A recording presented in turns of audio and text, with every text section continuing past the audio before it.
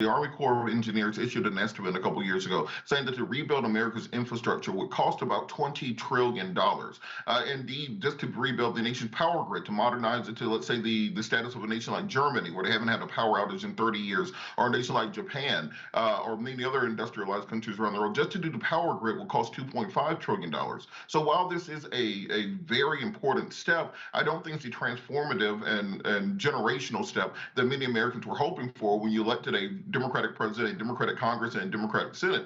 And then I think the sausage is made as a large portion of why people have issues with this bill. At the end of the day, the progressives believe that they were sold out by the Biden administration, siding with the 13 Republicans instead of simply going through and forcing the vote on the Build Back Better plan in addition to or at the same time as the infrastructure plan. So I don't know how this will actually help Biden going forward. When you think about $1.2 trillion over 10 years, that's $120 billion a year. That's less than 8% of the U.S. defense budget. So it's not transformative. It's not hugely significant. Moreover, I mean, it's been pared down from a $7 trillion plan.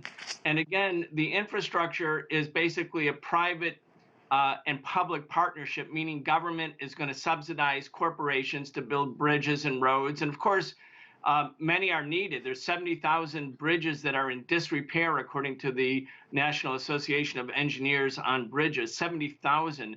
So it's desperately needed. But this is not just modest. This is just a sort of a shell of what President Biden was proposing when he came into office. And then it was the Democratic Party. The Republicans, of course, want Biden to fail. They've said it over and over again. We want him to fail. Just as they did with President Obama. So they're not going to give Biden anything.